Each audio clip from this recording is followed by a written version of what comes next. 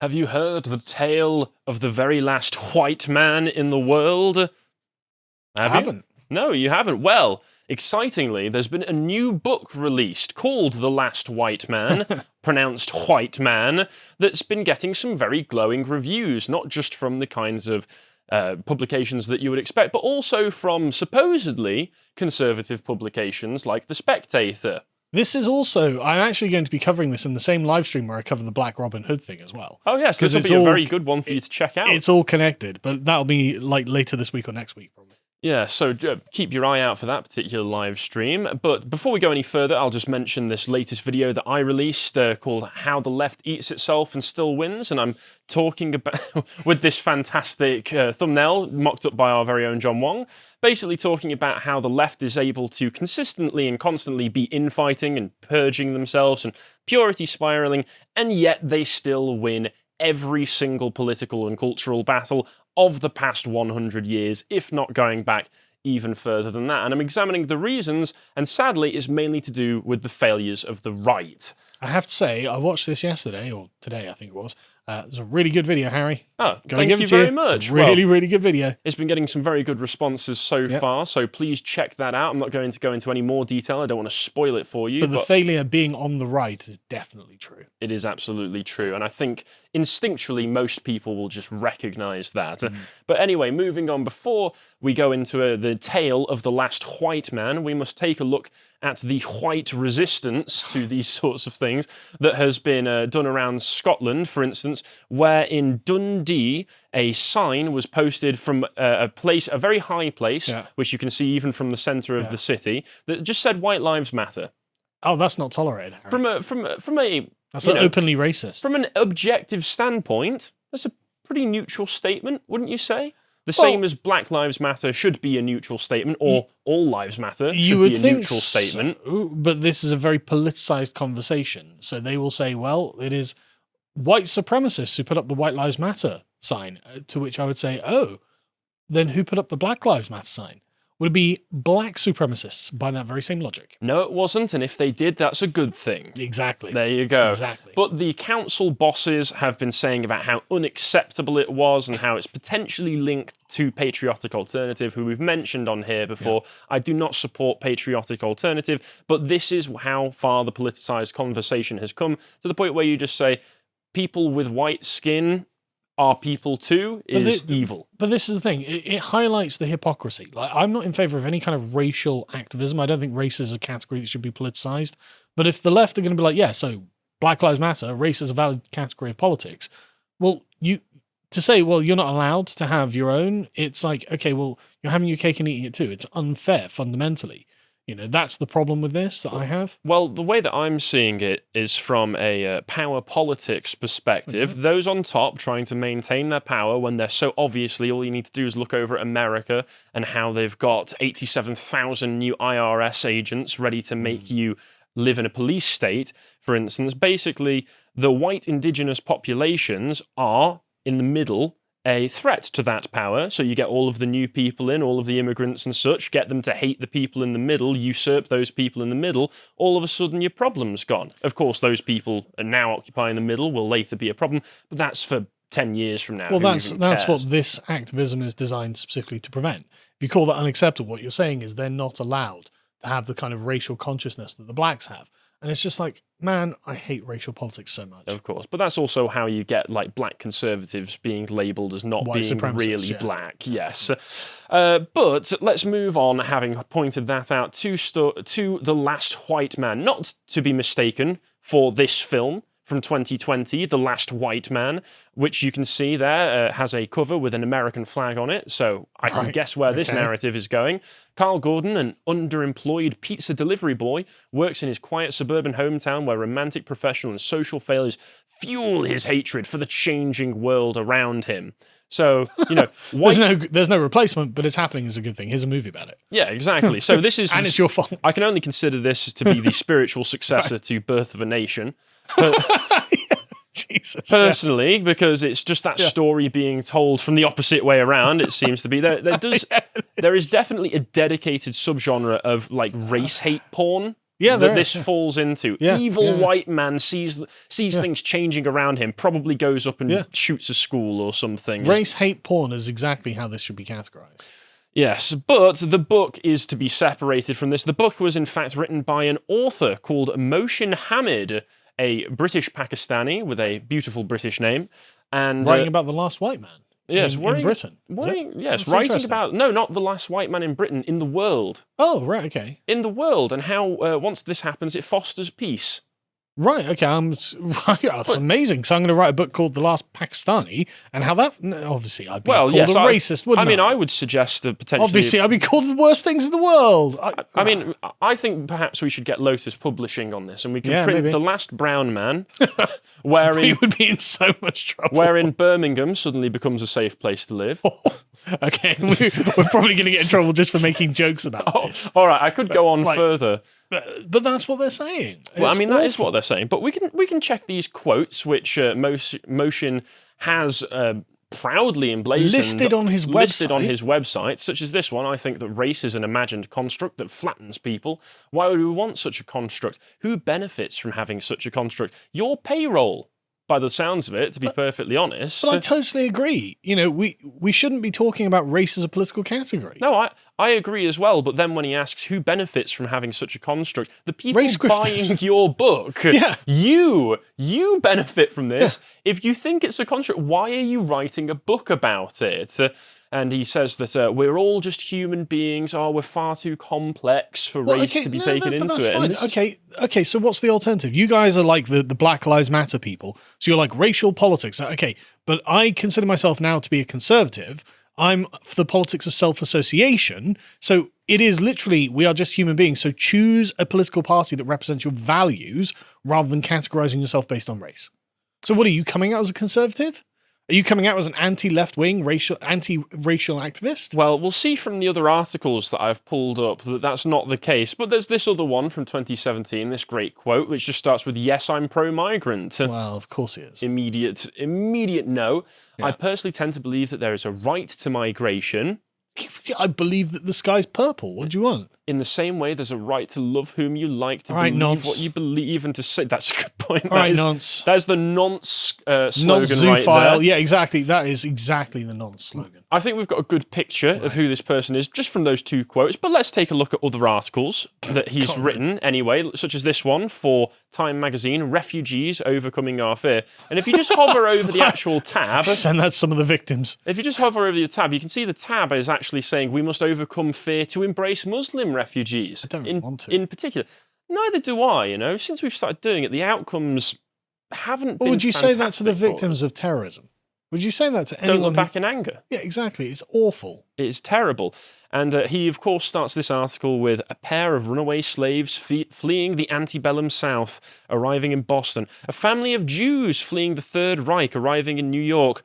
And then he inserts a baby boy fleeing the destruction of his homeworld, Krypton, arriving in Kansas, bit out of left field there. Yep. Most Americans know what must be done with such people. I would love if the paragraph just cut off there, but it finishes off.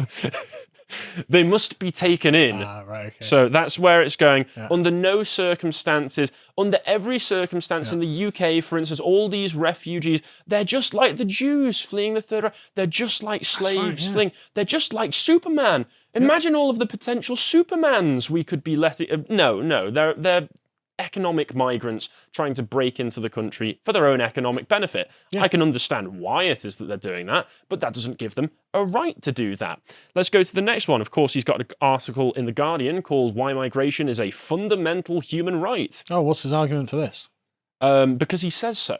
Oh, because I would just really like to live over there with you guys. Yes, I mean, he does split... Also, there are too many white people around. This is a problem. He does split his time between New York, London, and somewhere in Pakistan. So he's just a global nomad. Of course he is. He longs for a world without borders. Yeah, piss off. And then just in case that you thought that you were nothing like this man, Carl, did you realise that in his National Geographic article, he talks about how in the 21st century, we're all migrants. That includes haven't migrated anywhere, though. Neither have I, but still, we're migrants of the mind. humans are in motion across time as well as your. I did migrate from then to now. I'll migrate from now into the future. Oh, you got me. Big brain hours here. I mean, if you think about it, we're literally migrating no, now. Piss off, foreigner. Yep.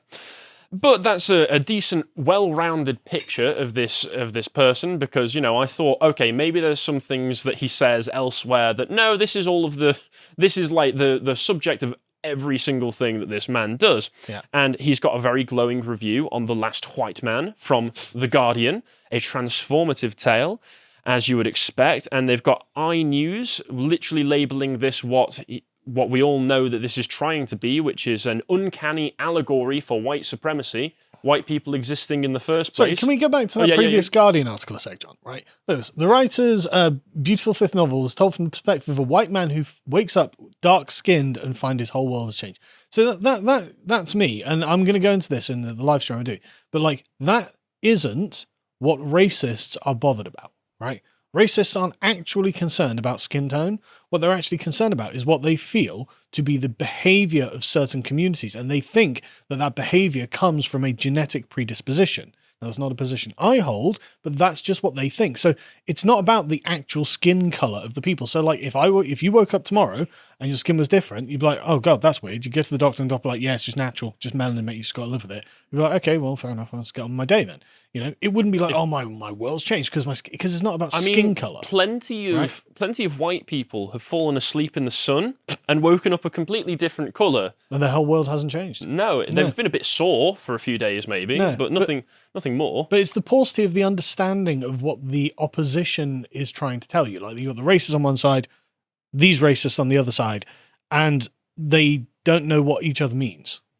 Well, it seems that people like Mosin seem to do actually believe the racists' idea of race, which is that, yes, there are races that have certain genetic predispositions to bad behavior, except they would point the finger at white people and say, you're the cause That's a great point, actually, yeah. You're the cause of all of humanity's woes throughout history. Great, so we're watching two groups of racists have this conversation with each other. Okay, yes, brilliant. we are. Yeah. But if we go to the Wired article, which is a review, I'll just read a little bit more of this, because this is a review that obviously agrees with the intention of the book, a review that supports the goals of this man, and it starts off with, whiteness is a seduction. Whiteness is also an illusion. Okay. Anders, a white man, awakens one morning to a new reality. His skin is turned brown. The transformation, of which Anders is the first, but not the only one, elicits worthy exploration. What if whiteness was suddenly gone, as if all cultural differences would vanish? But none of the people who, like, say they, you know, American patriots, right? They don't describe that as whiteness. That's what the racial left-wing activists describe it as. They would say, well, I'm still an American. I still believe in Americanism. And so nothing would change. And so now they'd be like, oh, you're all just a bunch of brown white supremacists. Mm-hmm. Larry Elder, the face of white supremacy, the black face of white supremacy. I mean, that's literally what they called him, wasn't it? I mean, that's because he holds himself and others to certain standards, which fit in with a general view of Western culture, which is evil because Western culture apparently caused all of the bad things that ever happened in human history. You know, citation needed, but okay.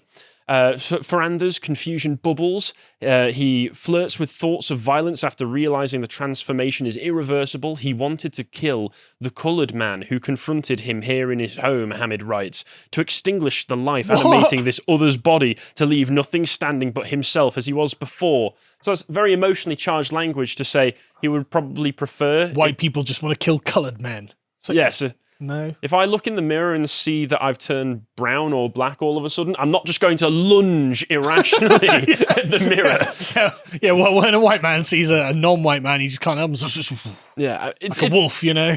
Yeah, I mean, speculative fiction is absolutely fine. I'm a fan of speculative... I'm a fan of speculative fiction, but if you're trying to tell a story that should be taken relatively seriously, this is a pretty stupid scenario to set up, first of all. The conscious seduction of power, of understanding the privileges from which one benefits in the life it affords, is in part about the necessity of control. I'd probably be upset and a little sad if I lost all of that too. I don't think that's why people would be upset. Because think about it, the logistics of a universe where this would happen, would this not confirm all of the racists' craziest conspiracy theories? What do you mean? In terms of there is some kind of plot going on to eliminate white people, well, it seems that something has happened here. Well, I assume that this is a natural event, right? Like this is just an act of God or something. Potentially. Like that, right? So I haven't read the book, obviously, but assuming this is just an act of God, I love the way he thinks, well, there we go. Racism is over. It's like, right. So you don't think it'd be some other kind of signifier then?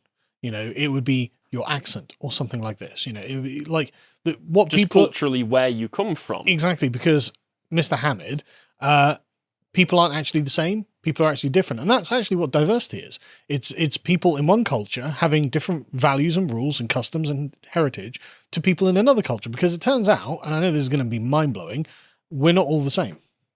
Again, you can't have diversity if we're all the same. So we're not all the same. People from Pakistan are not the same as people from France, and people from France are not the same as people from Ghana.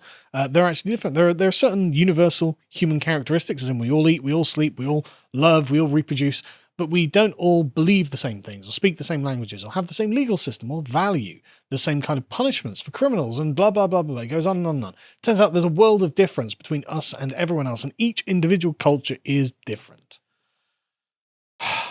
Sorry. No worries. Carrying on.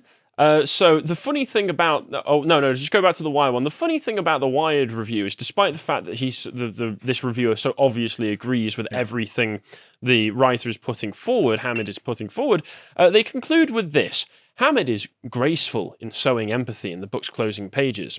I'm much more cynical on the matter, much less hopeful that everything in the end would play out in such an unceremoniously tame manner, which, to be fair, is probably true if such a thing were to happen in real world, but thankfully no ridiculous situation like this could happen in the real world, not that I'm aware of at least. For me, the change felt like a mirage, a device for the characters to speak through, but one they never really accept. Whiteness physically recedes, but it never vanishes completely. See, it has a psychological grip. No, but that's exactly it. Because when they say whiteness, what they mean are the customs of the United States or wherever this was set. Well, Anglican culture. Yeah, exactly. Anglo culture. And so, like, that's the thing. Like, the cultural habits are not the same as these people who are like, oh, this is just white. This is like, no, because this is not universal to white people. It's an Englishness that's based on the civilization you're talking about. And that's the thing. This Wired author is making the same criticism I just made, saying, look, it's not about skin color really. What it's about is cultural heritage. Well, that's the thing, is that you're making the same criticism, but this person who says what has happened is more a costume swap than an adjustment of the soul. Yeah. This person is just annoyed it didn't go far enough. Yeah, it should have been the adjustment of the soul. I mean, one last white man alive? That's too many for me, says this Wired author. That is what they're saying, yeah. Yes, and then we go over to the Spectator's article, and the Spectator, who supposedly a conservative publication, possibly more for lapdog conservatism. These are house conservatives. Absolutely, they are. Gave a very glowing review to this book without even really questioning any of its presuppositions or statements, in the same way that Carl just did. They say, as many others do, they give a brief plot synopsis, and they say violence ensues as pale-skinned militants stalk the streets. And once again, I think it's unfair to call these people, in context of the story, militants. If such a thing has happened in the real world, it would say something's gone on here. Something weird's happened. Go on. Can we go back up just to the top, right? Just the top of so we can see the byline. Calm eventually settles when the world's population turns brown and white people become disassimilated. I love this, as if the source of violence in all of human history has been just Europeans. You've got to understand, Harry, right? No one in Asia ever attacked anyone. No one in Africa ever attacked anyone. No Indians never burned their widows. No. It's not even that. No one declared war. No one ever declared war until the Europeans were like, we could do something no one's ever done before, and that's fight those people over there. Like, this is just absurd. I mean, we ruined the Zulus, obviously. Yeah, but the world's earliest empires existed in Asia. They did not exist in Europe. There were no civilizations at all in Europe when the Asians were busy conquering each other's cities and lopping off each other's heads. But, of course, the white people are the problem. Of course. And it does mention in here his previous book, his 2017 book of shortlisted Exit West, in which migrants teleport through Narnia-like doors. Once again, this man is full of interesting ideas at the very least. But what's going to happen? Well, the migrants got to go west. That's it. You're not going to China, are you? And the last white man, he says, was born out of his experience in the aftermath of 9/11, when he lost many of the benefits of whiteness previously afforded by virtue of his education and prestigious job as a management consultant at McKinsey. And, you know, if he was treated unfairly after 9/11 purely because of his cultural and ethnic background, then that's not fair. No, of course And not. I don't think I or anybody would go about defending if you received that mistreatment. But that doesn't mean you needed to hold on to this hate boner for 20 years. Yeah, 20 years later, I'm like, yeah, I think I just hate white people. Yeah, if only they could all go away. We'd all just be so much more calm and peaceful. A world without white people would definitely produce less 9/11s. Maybe. Those Maybe. white people who did 9/11, I don't know. I mean, Who knows? And then it closes off this review with after a period of unrest, a kind of calm settles once the majority of the population in the Last White Man has darkened.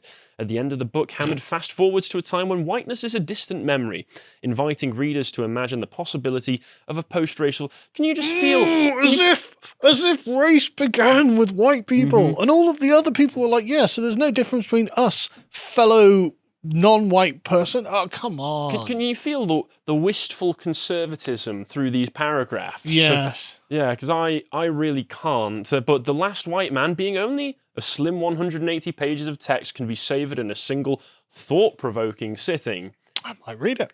Thin book, empty head. Yeah. That's what this person is saying to me right now. And just to make it clear, I don't want this book to be banned or anything like that. I fully support people's ability to artistically express themselves through any medium like writing a novel and such. I just think it is very telling that something like this is not only getting glowing reviews from leftists, but from also conservative publications, whereas if the races were swapped in any way, I think we all know what kind of backlash would come out of it. It would be Richard Spencer's wet dream if the races were replaced. But as it is, it's actually just, the Spectator's glowing review. Makes you think. Thanks for watching this segment from the podcast Lotus Eaters. If you enjoyed, you can subscribe now and become a premium member on our website and gain access to our exclusive content, including the Epoch series where Bo and Carl and other guests talk about historical events, such as this one, A Bridge Too Far, talking about World War II. If you're interested in following us on social media and finding more, you can follow us on Getter at lotuseaters_com. Thank you and goodbye.